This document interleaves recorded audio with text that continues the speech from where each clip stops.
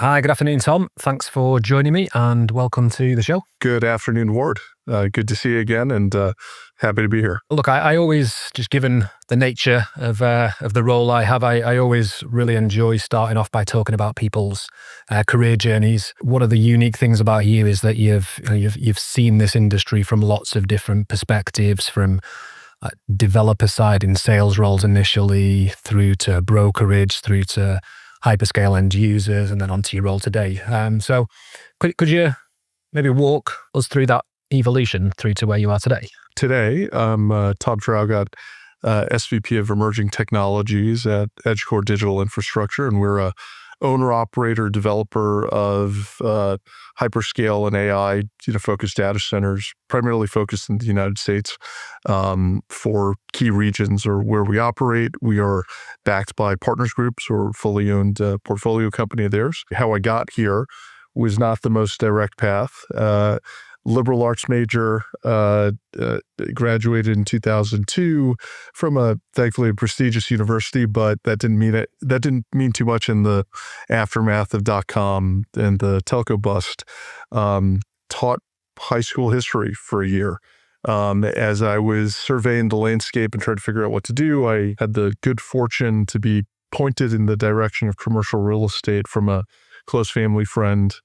I took that ball and ran with it. I started as a junior broker with the firm Tishman Real Estate Services in New York, part of the bigger Tishman Realty and Construction, getting thrown out of office buildings, being that guy that hits every button in the elevator, peeking my head out to see, who's on what floor. Coincidentally, Tishman had been very busy on both the site selection and development and construction of data centers, or the pre.com, more telecom carrier hotel facilities. And I gravitated to it.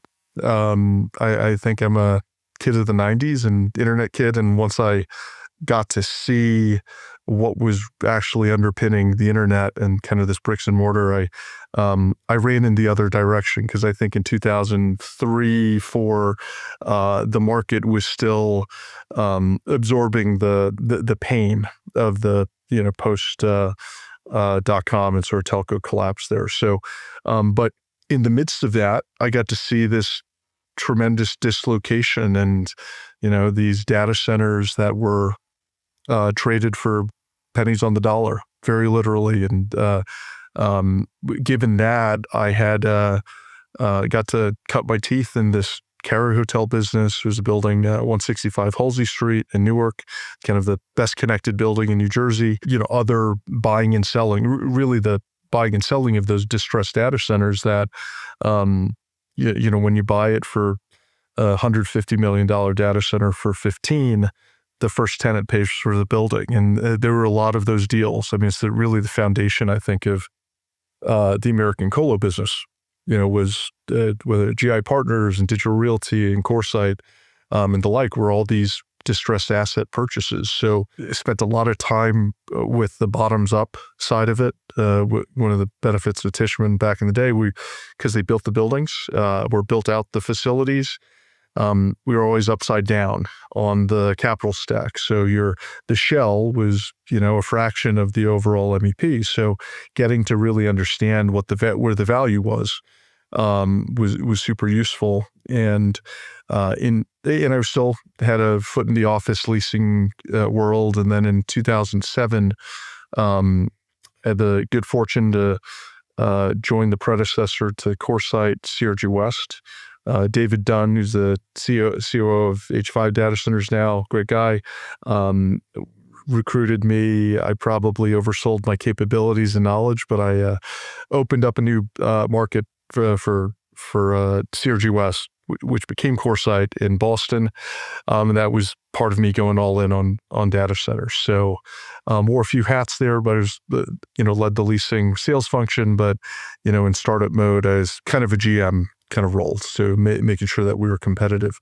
But very simply, I, just like the guys of Sentinel Data Centers, Todd Aaron and Josh Rabina, tremendous success with that sort of distressed asset and acquisition and positioning a building that became the victim of his own success, that it was fully leased. So effectively said, yeah, we're just like those guys. Great run. Kind of got that building in the black, went back to New York, did a stint with a real estate family in New York to help reposition a data center, but wanted to stay focused really on the data center side. So went back to brokerage, Cassidy Turley in the helping lead a practice group.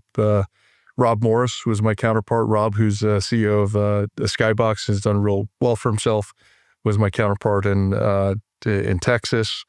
And, really as brokerage, as the advisory side of it was trying to mature. AWS, there was a role opportunity kind of came through my network to help build the cloud internationally. So bro called Price, who remained good friends with, was on this new regions team.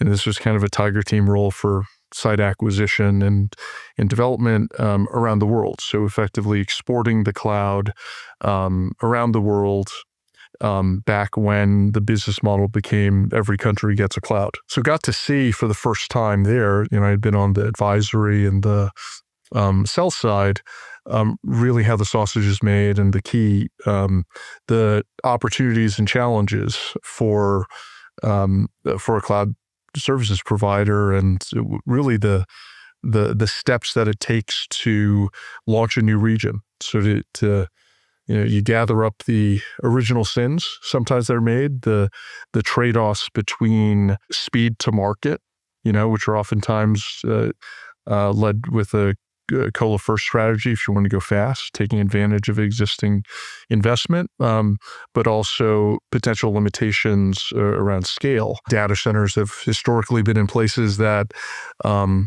supported the size and scale of data centers at the time, but not for where the market was headed. So exciting times, traveled a lot. I discovered my superpower is actually sleeping on planes and anywhere possible. If I moving vehicles, as long as I'm not driving, it's I'm king of the power nap. And then I had the opportunity to reconnect with so Tom Ray, who had been founder of Synergy West, that became CoreSite, retired from CoreSite in 2016, and kind of had one more business or data center venture in him. And as he started the EdgeCore venture, we had always kept in touch, kind of a note, every year or so.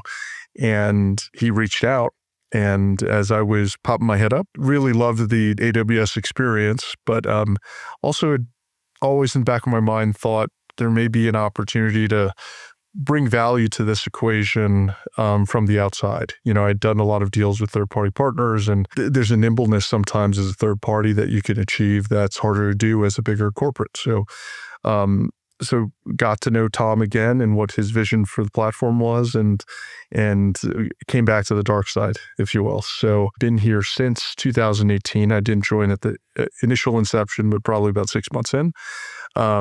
Initial role was in a leasing and sales role, kind of the version 1 of the EdgeCore business, which I'd say was more of a power land platform. And we had some build to suit, really more of a build to suit focus.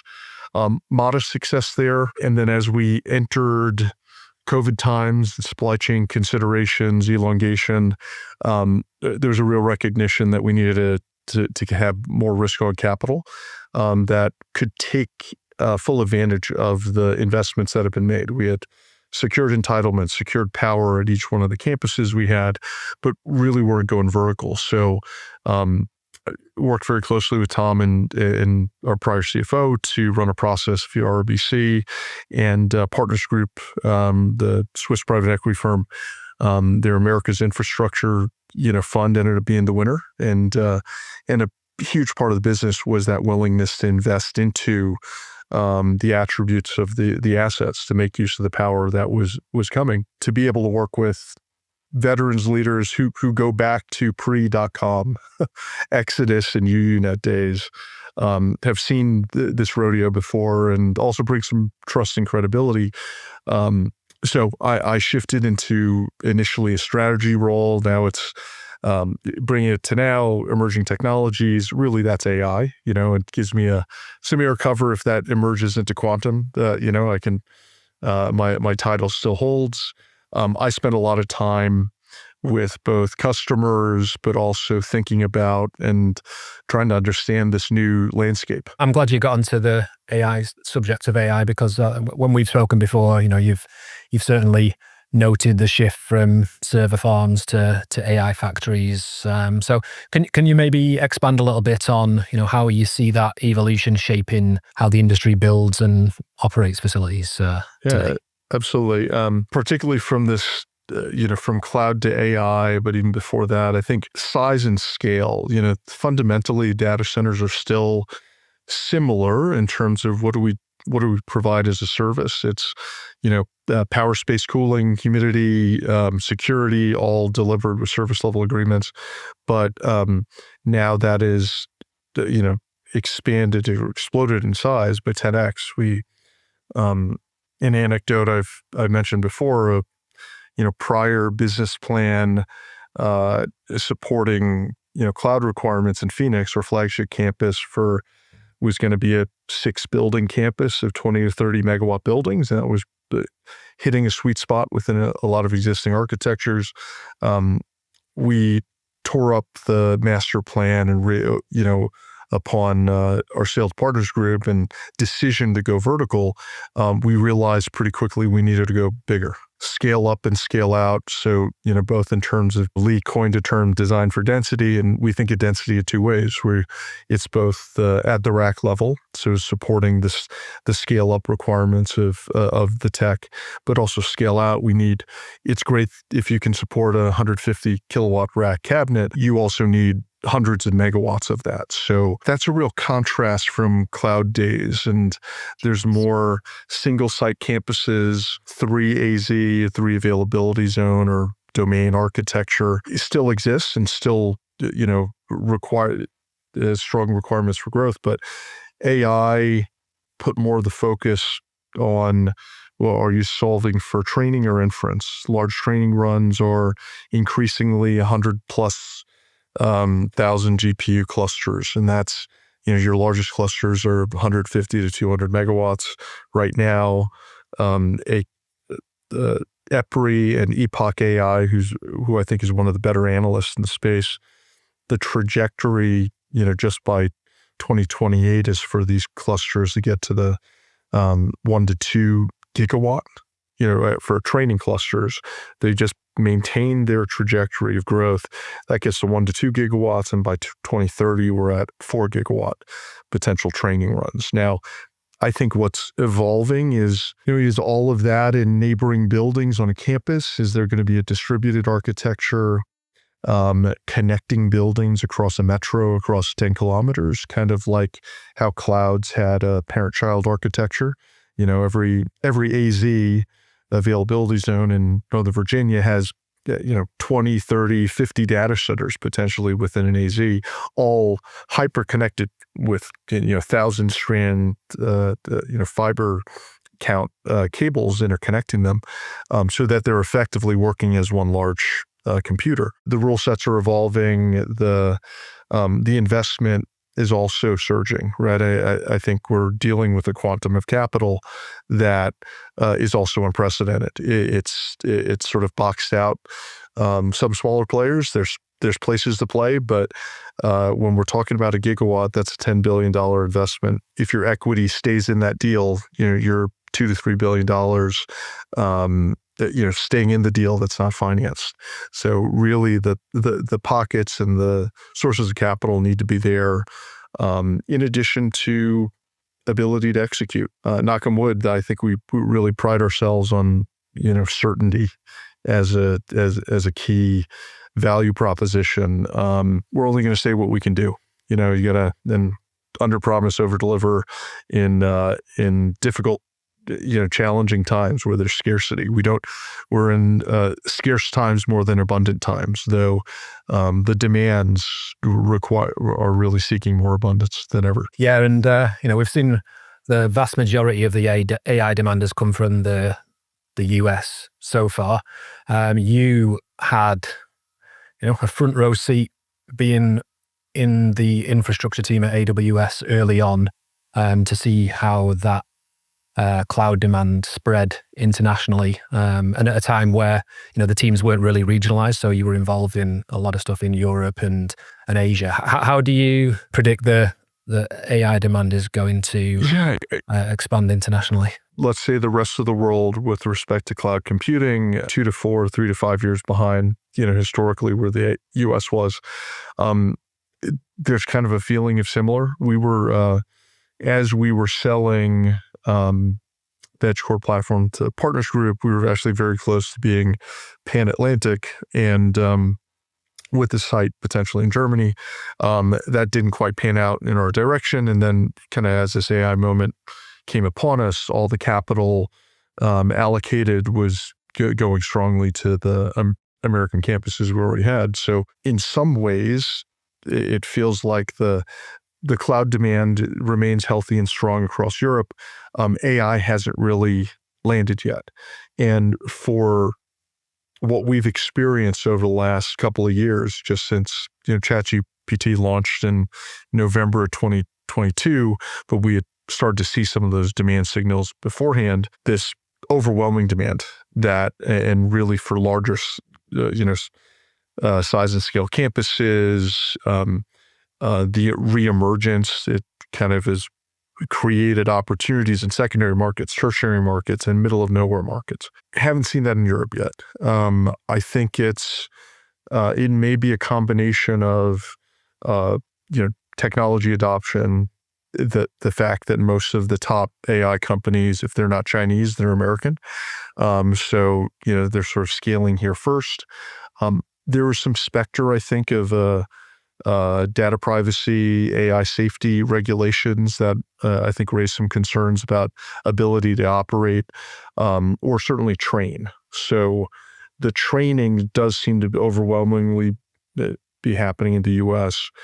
Some of the larger deals, though, I think, if we follow Jensen Huang's itinerary, to the next new country, you can sort of tell that AI is coming to France or the UK or, pick the country. As you're unpacking some of the size and scale, it feels like inference. It feels like big inference. So if the model's maybe being trained elsewhere, it's then a 2 to 300 megawatt deployment in various European country.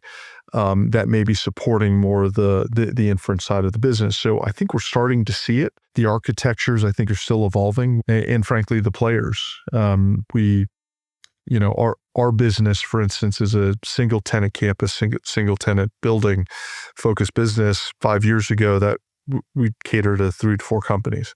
Now, I'd argue that's probably 10 to 15, and we're keeping an eye on more, because a lot of those are, if it's not overtly AI, native like an OpenAI or Anthropic, it's in the neocloud category of, CoreWeave, Lambda. You could almost treat Oracle, the new face of Oracle that is, pioneering, I think, some of the large Stargate campuses, as leading that charge as well. So I think it's coming. One of the challenges that we face here as well is going to be power. A gigawatt of power is enough power for the city of Denver. So medium-sized city, New York is 10, 11 gigawatts, but, that's the size of the OpenAI NVIDIA deal. You're lucky to get 100 megawatts in a lot of countries, not to mention a gigawatt. So that infrastructure investment, unless we're, let's say, in the Middle East or China, it's really hard to get to that kind of scale. So it may continue to be a bit more inference focused if that scale isn't achievable. Is there anything that's in the public domain that EdgeCore are doing right now that's got you particularly excited that you can share with us? We are throwing our hat into the gigawatt ring. We've got a 1.2 gigawatt campus in Louisa County, Virginia. That was announced a few months ago. And we're pretty excited to bring that forward. I think that's it's gotten a ton of attention from, I'd say the hyperscalers and AI companies. And really the top of mind focus is, can we accelerate the power delivery there, and pull every lever in order to do so. We like being grid connected, but if we have to obtain some molecules, potentially make our own power to bridge, I think a lot of the industry has really gravitated towards that, as we're ultimately waiting to see cleaner baseload solution like SMR, small modular nuclear reactors, take hold. But there's a lot of positive pressure and momentum in that domain, but there aren't any winners yet. So I think we're doing what we can to solve for what is a explosive AI demand. We've had multiple successful RFS, ready for service dates, over just the last couple of months, and that's a huge testament to the team's ability to operate and deliver complex systems, right? Because it's not reducing complexity, it's increasing, particularly in days of direct to chip liquid cooling. That's one other critical dimension for the new AI data center. We all, I think, as an industry, avoided direct to chip liquid cooling for a long time, and now it's a baseline. And that's be foundational to support the roadmaps going forward. I know from conversations we've had in the past that you're passionate about sustainability. Can you help us understand what EdgeCore are doing from that point of view, from a power and water perspective? Sure. I'd start on the waterfront. I think as a business, we've really indexed to low to no water cooling solutions. I mean, really, the water that's being used is for sanitary, is basically flushing toilets and, for working sinks. The politic, it's not just the politics of water, it's just I think water in a lot of ways is kind of a mispriced public good. It won't reach its market price, because I think that would be disruptive to the, people would revolt, if you charge what you maybe had to maintain water supplies and the like. I think as an industry, historically, a lot of designs have been indexed to kind of taking advantage of the fact that water is slightly mispriced. And when it appears abundant, using water for cooling purposes, it's an energy versus water trade. So it tends to pencil out when water is cheap. If water were to be more expensive, then you'd level out. But I generally say I think it's harder to make water. If you've ever seen a desalination plant, it takes a lot of energy, right? And once the water's gone, it can be hard to replenish. So I think we've really made a business decision to index away from that. I think the overall business is rationalizing kind of we can be 100% sustainable and find, whether it be it PPAs or offsets, to ensure that we're providing and aligned with the net zero target. There's a ceiling for renewables in a viable grid until we have larger sources of clean baseload, whether that's nuclear and geothermal. Natural gas is fast dispatchable energy, is a natural complement to solar and wind and battery. So we're really all of the above sort of program, indexing to, I think, within our domain to be maximally sustainable, to be 100%. But I think we're also facing some unique challenges here, and there's also, I think, overlay a tension with trying to support the AI race, and really a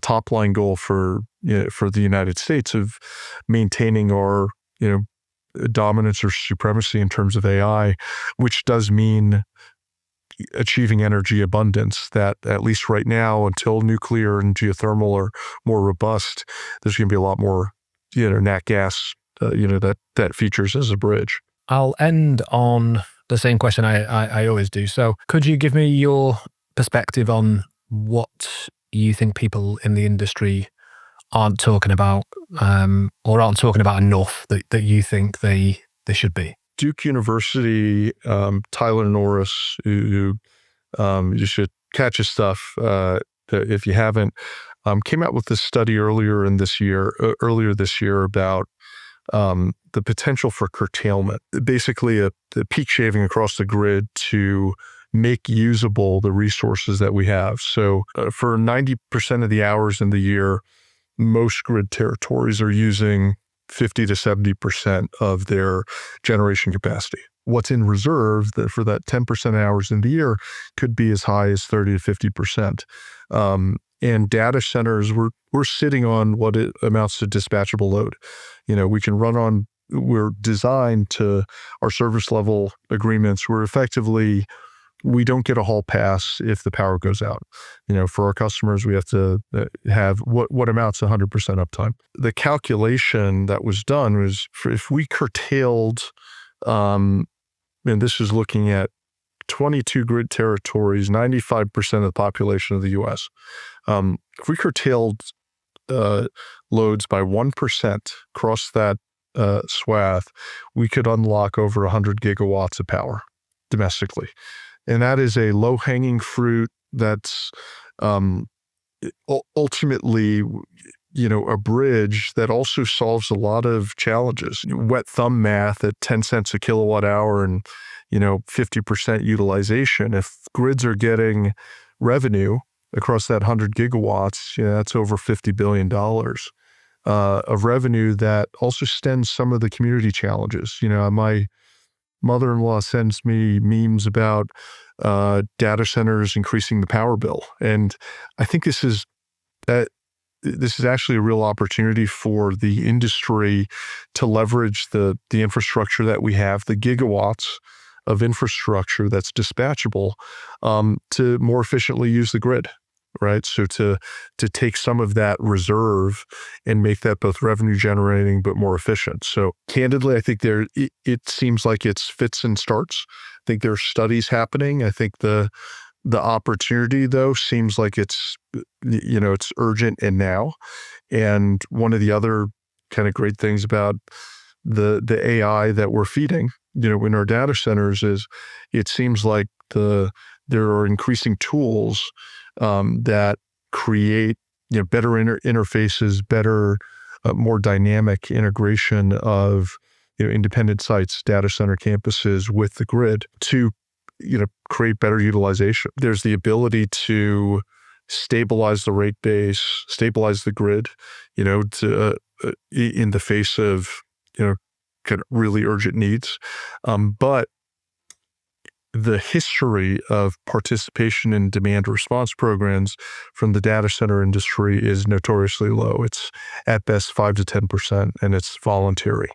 Because frankly, the opportunity historically was, or the trade was to get your fuel bill for the generators reimbursed with some premium, which frankly just wasn't worth the effort. Now I think those were days of abundance, let's say, for the last, 20, 25 years in a low to no grid growth environment. It was a luxury. So now I think as we're dealing with scarcity, and we're frankly looking to partner more so with utilities who are trying to stabilize, I think it should be number one, really near term for solving a lot of our challenges. So I'm going to a workshop on Thursday, for that very topic. So pretty passionate about that one. And I think there's some meaningful win-win potential there. Always great to talk to you, Tom. Always very insightful. Really appreciate you taking the time to chat, and wish you and EdgeCore all the best as you continue to develop the platform. Yeah, thanks so much, Ward. Thanks for having me.